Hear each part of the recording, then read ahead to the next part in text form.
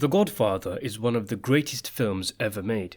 The movie, directed by Francis Ford Coppola on a budget of $6 million, became the first film in history to take in $1 million a day and was nominated for 11 Oscars, winning 3.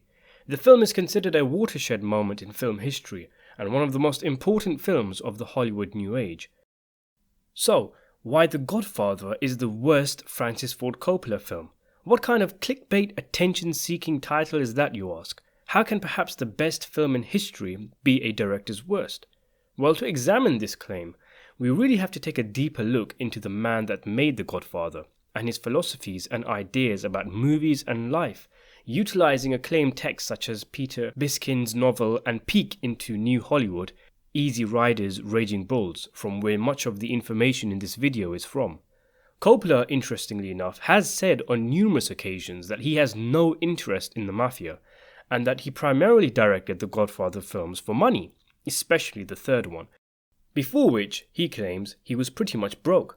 You ask him about the mob, he'll say he isn't interested. You ask him about The Sopranos, which I've already made a video on, and he'll say he isn't interested.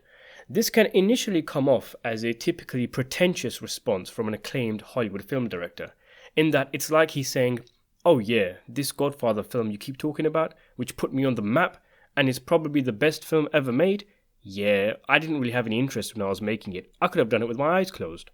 Maybe Coppola is trying to come off as unconventional and controversial when he comes out with statements like these, but when you look into his background, that might actually not be the case, and in many ways, The Godfather might be the one Coppola film in which Coppola went against all his principles and which alienated him from his crowd. And when you look at his history, you can see why The Godfather doesn't mean the same thing to Francis as it does to the rest of us. In 1963, Coppola went to film school at UCLA, where the film departments were quite literally housed in an old stable. They were described as ghettos for slackers and shirkers, and Coppola managed to write a script and direct his first real feature-length film, the comedy romance You're a Big Boy Now, 3 years after entering UCLA. This was considered nothing short of a miracle, with the film being released a year before Bonnie and Clyde, which is the film reputed as marking the beginning of the Hollywood New Wave, an era in which creative directors dominated and controlled production on their films, as opposed to the studios and the producers. As Coppola himself said, "In those years, it was unheard of for a young fellow to make a feature film. I was the first one." Such an achievement made Coppola a legend amongst his peers. As actress Margot Kidder recalled, "Francis was our idol." At the age of 28, he then made Finian's Rainbow, and with his set the only real signs of life and work on the lot, Coppola began attracting and mentoring the likes of a young 23-year-old George Lucas, who would go on to create Star Wars. Coppola's success cannot be understated, as the likes of film editor, writer and director Walter Murch has said.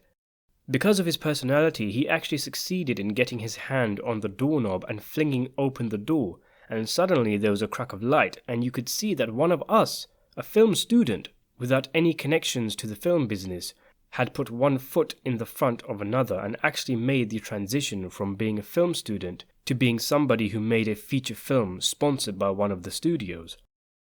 Even as a young filmmaker with little clout, under the thumb of the studio system and producer Joe Landon, Coppola fought to have his film Finian's Rainbow shot on location instead of on the lot, and when he was refused, he did it anyway, taking some actors and a skeleton crew with him, shooting guerrilla style. In fact, Coppola broke so many rules and his methods were so unorthodox that he felt he could be fired at any moment. So, as John Milius says, Francis had this closet in the producer's building. He was stealing film stock and equipment and putting them in there. He said, "Someday when they finally throw me out of here, we'll have enough and we can make another film." Coppola considered himself an author, an artist, and he felt even a picture such as Finian's Rainbow, a musical that he jumped on with its cast already cast and almost no budget, did not resemble the kind of films he wanted to make. He wanted to tell stories, to make films that had something to say, that said something about him, such as his next picture, The Rain People, based on an incident where, as a child, his mother disappeared after a quarrel with his father and he spent 2 days alone in a motel. In order to bring such projects to fruition, Coppola was ballsy enough to fund The Rain People himself, as well as the studio's contribution. Coppola put $20,000 of his cash into the movie until such a time when he persuaded Warner 7 Arts to back the film. George Lucas once said, "Francis could sell ice to Eskimos. He had charisma beyond belief." With this new method of movie making, the likes of Coppola and Lucas realized that films did not have to be shot in Hollywood.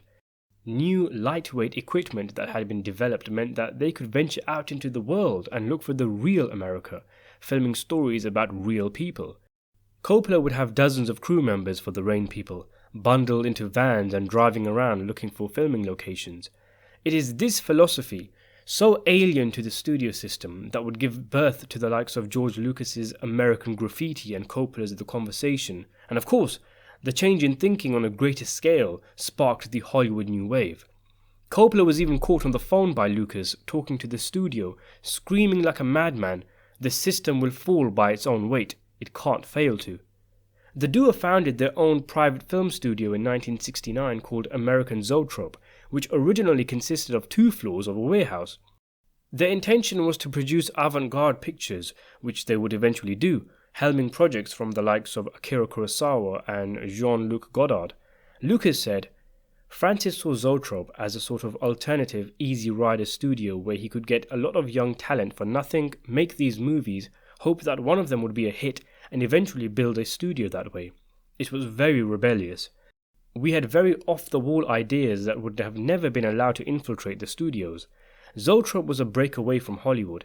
It was a way of saying, we don't want to be a part of the establishment. We don't want to make their kind of movies. We want to do something completely different. To us, making movies are what counts, not deals and making commercial films." John Milius added, "Francis was going to become the emperor of the new order, but it wasn't going to be like the old order. It was going to be the rule of the artist."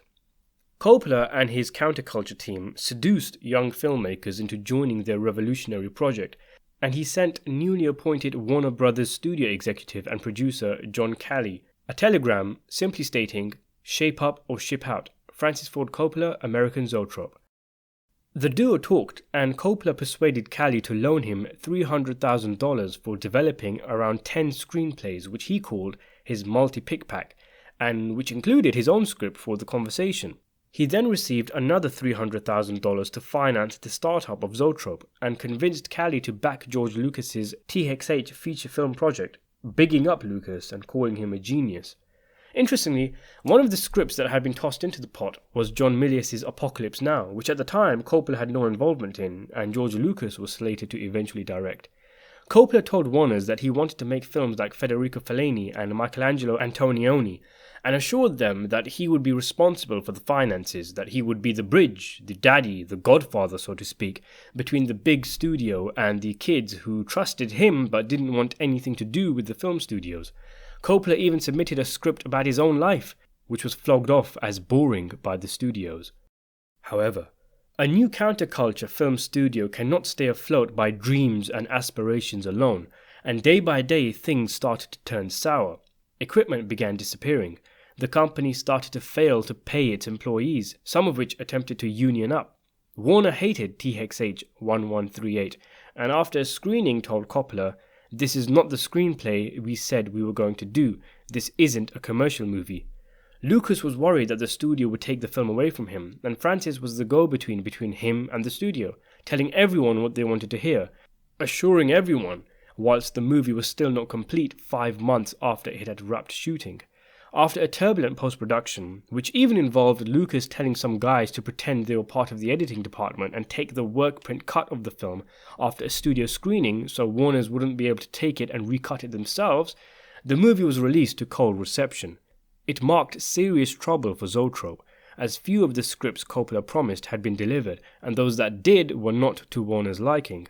"I'm a fucking artist, you Philistines," is reportedly Coppola's defense when questioned by Warners about Zoetrope's lack of success.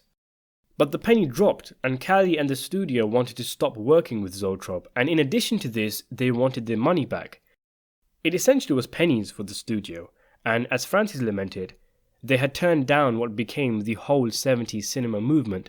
They had the option for everybody, and they gave us this vote of no confidence.